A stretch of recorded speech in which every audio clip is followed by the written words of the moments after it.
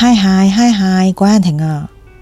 喺7月13號，香港電影嘅黃金時代幕後功臣，同埋我覺得佢係無可替代嘅傳奇監製施南新，佢永遠咁樣離開咗我哋啊！佢喺養和醫院離世，享年75歲。前夫徐克喺夜晚喺醫院門口接受傳媒訪問。佢話施南新喺2022年身體免疫能力已經開始衰退，所以喺咁多年嚟，佢一直用好頑強嘅生命力同病魔對抗。最近身體免疫能力嚴重衰退，所以令到病毒連續感染身體，導致到多個器官都衰竭。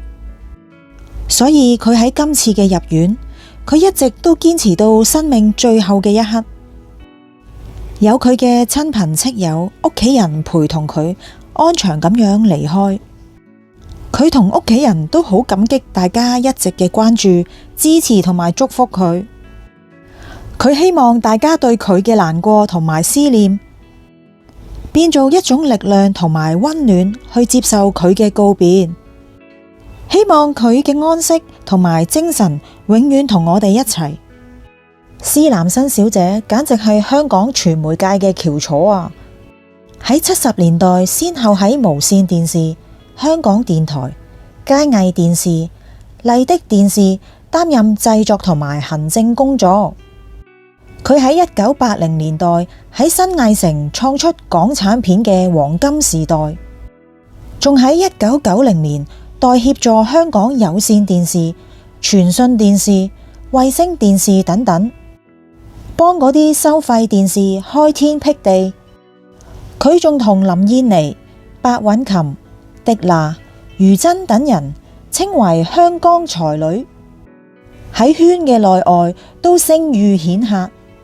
2025年4月，施南新仲同佢前夫徐克共同獲頒第43屆香港電影金像獎終身成就獎，表揚佢嘅國際視野同埋出色嘅市場推廣能力。佢仲有份將港產片推廣至國際影壇嘅重大貢獻啊！佢嘅獎項仲由林青霞頒發。講到施南新嘅傳奇一生，咁就一定唔可以唔提到佢同導演徐克嘅愛情。佢哋嘅愛情故事簡直好似電影故事入邊咁樣，又曲折又淒美啊！喺1970年代，啱啱喺英國學成歸來嘅施南新，就同當時才華洋溢嘅徐克相遇。徐克天馬行空嘅創作力深深吸引咗施南新啊，而施南新精明幹練嘅執行力同埋出眾嘅交際手腕，成為咗徐克實現電影夢想嘅基石。所以兩個人一拍即合，兩個人喺1984年共同成立電影工作室，徐克負責喺鏡頭前面做夢，而施南新呢就負責幕後搞掂啲融資啊、宣傳、發行同埋所有繁雜嘅行政事務。佢哋兩個一齊拍出咗好多部出色嘅電影啊，例如《英雄本色》、《倩女幽魂》、《黃飛鴻》等等。徐克仲曾經深深咁表示，施南新係佢生命中最重要嘅人。嗰段時間，兩個人嘅愛情同埋事業高度交織，成為華語影壇公認嘅影壇神雕俠侶。兩個喺1996年美國比華利山莊正式註冊結婚。呢場遲來嘅婚禮，為兩個長達接近20年嘅愛情長跑，俾咗一個正式嘅名分。去到2000年後，隨住徐克將事業重心轉到去中國大陸，搞到兩個聚少離多，仲傳出婚變嘅傳聞。直到2014年，面對傳媒嘅追問，施南新終於喺極度平靜嘅語氣證實兩個已經係離咗婚啦。施南新仲曾經分享過佢媽媽因為天生長短腳，當時封建嘅年代，太婆非常之擔心。特登安排佢返學校讀書，以防日後被欺負啊！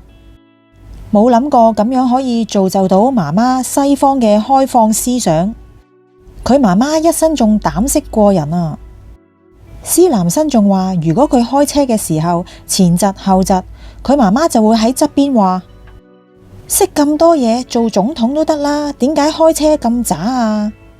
有個咁有膽識嘅媽媽，唔怪得可以造就一個咁出色嘅施南生啦。施南生仲話，當年拍拖嘅時候，佢媽媽見到佢皺起條眉，媽媽仲同佢講，拍拖結婚唔應該有壓力，結婚都只係一張紙啫嘛，唔需要俾人睇噶。同一個人結婚，喺往後嘅生活日子入邊，有時你會愛佢多過結婚嗰陣，就係佢媽媽對感情嘅豁達觀念。所以對於施南生嘅感情觀影響都幾深噶。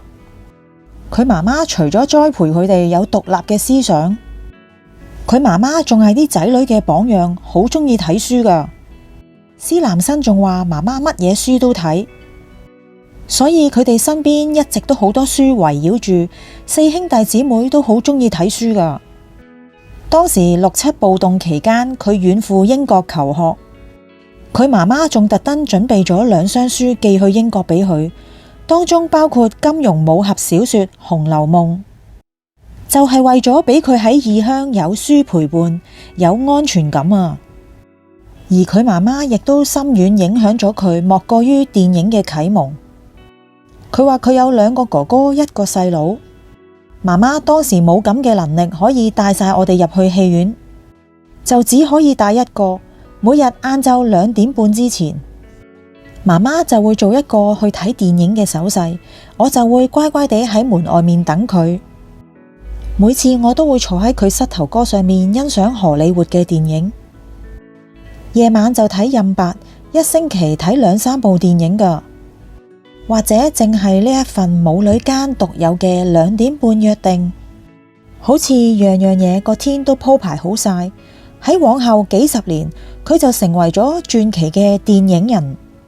佢好多好友都分別喺網上悼念佢啊，有余安安、林青霞、余真、劉天蘭，仲有成龍大哥張堅庭、甄子丹、蔡一傑、彭秀慧，仲有提到感激當年嘅緣分。佢仲話施南生係佢第2個睇佢電影嘅人，佢嘅評語就好似當頭棒喝，教導佢喺再爛嘅攤子入邊都唔好放棄，而且仍然有轉機。願施南生小姐離苦得樂，往生淨土。多謝你對香港電影界作出嘅貢獻。